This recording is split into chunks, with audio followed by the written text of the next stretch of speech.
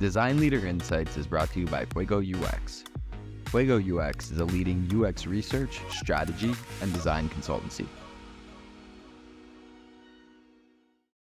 Hey, Glenn, thanks so much for joining the show today. Thanks for having me. Yeah, for sure. And to get started, can you give the audience a bit of insight in your journey in UX? Sure. Glen Lipka. I'm the VP of product design and framework engineering at CrowdStrike. They're a cybersecurity company. I've been building products since 1995. Did a lot of firsts using every technology.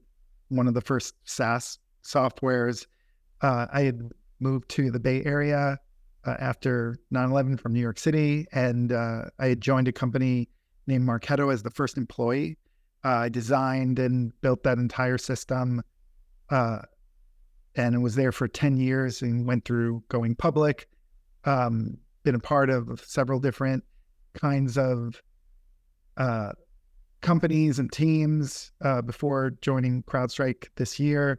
I blog frequently at commodot.com, and I do a lot of mentoring, most recently with ADP List, and a lot of coaching for people to try to help designers be the best they can be. Nice. I love that. And thanks for the background. I think one of the things we spoke about, which probably spurs a lot of the mentoring you do, is the state of design education today. And definitely want to dive into that. For ADP List, the majority of people I meet, especially for the first time, they're right out of school or they're transitioning from one career to another. And they want to know, how can I get into design? Because these are people who think of themselves as problem solvers and they're creative. And so design seems like a good thing to do.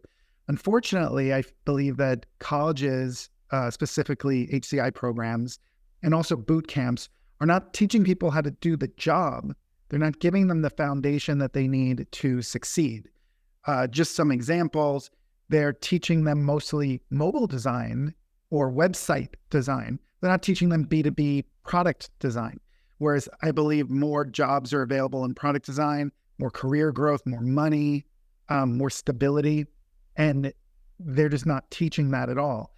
I think they're teaching students how to be almost researchers as opposed to designers. I think a lot of designers sometimes get all wrapped up in the aesthetics. What does it look like? As opposed to, how is it modeled? How do we make this strategic for the business? How do you even think about the business? I think that they're not coming out knowing how to make their website. They're not coming out knowing how to do a job interview. They're not coming out even knowing just basic work-life balance of like, how many hours should I work? How much money should I ask for? So I feel like we're doing a real disservice to these young people and not setting them up for success. I feel like now we have more infrastructure, we have more ability to make this career more substantive, but we're not taking those next steps. One of the things, so when I talk to a junior designer, I usually tell them there's 3 things that you need to do to get that first job. You need to be a good designer, you need to have a good website, and you need to do well in interviews. ADP List is actually really great for mock interviews. You can just practice interviewing, you'll get better at it. For being a good designer, I usually recommend reading About Face by Alan Cooper. I think it's a very dense book. It is a serious book for serious designers. In terms of having that good website, I actually find like one of the most fundamental things that designers should be doing, and no one does this, is put session recording on their website. So if you have a website out there and you're hoping that somebody sees it and wants to talk to you, if you don't have something like Hotjar, Full Story, and keep in mind, these are free. These are absolutely free tools. And I just feel like this is something that the education system should be teaching people, is how to differentiate yourself, how to tell a story. So many of these junior designers, I feel like they're starting in a hole, that the education system is not even starting them neutral, that they're starting in a hole of like, here's a bunch of bad habits and bad ideas. So all of that adds up to me as something I'm very passionate about, which is improving the education for young designers, mentoring more for young designers, and starting to hopefully influence our educational system that it needs to teach them how to be power users of Figma and how to actually do the job and how to work with engineering and do business apps, not just mobile apps. Glenn, we also spoke about something that kind of blew my mind. We were talking about design fundamentals, and I'd like to go into what you mean by that. And you gave two examples in, I think it was Excel and Salesforce. Sure.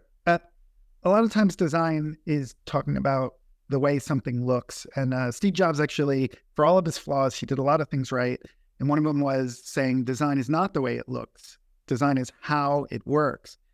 And the first example in, let's take Salesforce. It's not a particularly great experience to use. There's all these horizontal tabs. There's way too many sections and icons. But the modeling, which was actually invented by Intuit QuickBase, of like, make your own database, and the modeling of, well, let's apply that make your own database, and we'll start them off with objects that make sense, like for a CRM. And all that came from their Benioff's experience at Siebel. And by modeling this in that you can make your own database way, it completely changed the extensibility of the system. You didn't need millions of dollars and professional services and, PricewaterhouseCoopers coming in with $1 million deals to implement different changes to the software. You could just go click a button saying, I want another field, and I want to change this field, and I want another object. You could just click on stuff and make that happen. To me, that is why Salesforce succeeded. That is what led to App Exchange, because you had a predictable extensibility model, and that created probably the world's greatest business moat that protects them from the competition. How can you switch to NetSuite when all of the apps, all of your extensibility is already baked in? On maybe a more consumer style product is the spreadsheet. So the spreadsheet, to me, if you were to explain it to another designer who had never seen a spreadsheet before, they would look at you like you're crazy. Like there's going to be columns will have letters, and there's going to be rows. The rows are going to have numbers. So if I go to any particular one, it'll be, X75, and that's a cell. So I'm going to have a formula in that cell, and the formula will be way up here. It won't even be close to the cell, and it will refer to other cells, and it'll use parentheses, all sorts of crazy formulas. And the designer might say, whoa, slow down. Who is this for? What's this product? Who's it for? And my answer is, it's for everybody. Everybody. It's for children and grandmothers, and it's for nuclear physicists and statisticians and accountants, project managers. It's for everything. It's for house moms. It doesn't matter. And we're like, well, what's the use case? What do you do with this software? What's the use case? And it's every use case. It's everything. You want to make a shopping list. You want to do project management. You want to do quantitative analysis of hedge funds. You want to do a list of who works where and turn that into a map of where everybody lives. It does everything for everyone. A designer should look at that and say, that's impossible. This thing will never succeed. And you're just crazy. Products are supposed to be targeted, and they only do one thing. The people who use spreadsheets, they love it. And you don't really need to be taught that much about it.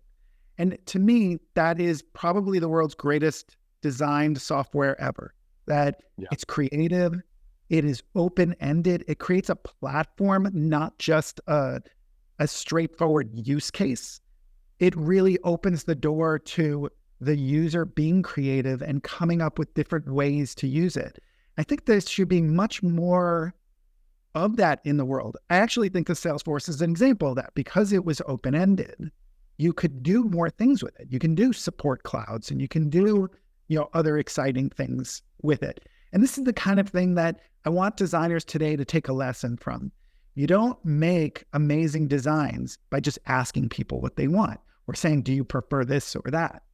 You have to really think about it as a system in flow, where it needs things you could do in the beginning that are easy. And as you get more sophisticated, there's more and more sophisticated things that you can do. And it keeps revealing itself of more capabilities the more that you use it.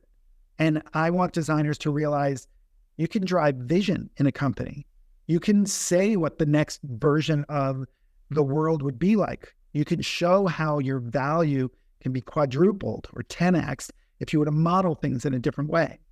I think many designers now with product, a lot of design teams are reporting to product would say, hey, product owns strategy. They own the business strategy. How can we do that, Glenn? The designer's superpower is that we can imagine a better future better than anyone else.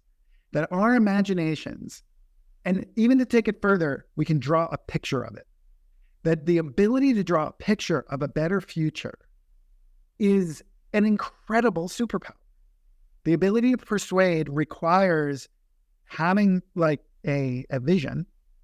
And product management, there's different kinds of product management teams out there, different kinds of PMs. Some of them are thinking, I just need to check all these boxes. Everything that sales tells me, that's like a box I need to check. Yeah. But it's up to us to say, but the experience could be different, and here's how. In terms of Salesforce, their model of extensibility, it's a database, it's a quick-based style system, but they had all of the objects set up for a CRM, a classic CRM, or at the time, Salesforce automation application. It didn't matter what the UI looked like. That modeling was wildly better than doing it in Siebel. It was wildly better than doing it in Oracle CRM. It was a miracle. It didn't matter how hard it was. It didn't matter how ugly it was. It was the ability to do that it was metadata-driven, relational database with a UI that you can change it. That was it.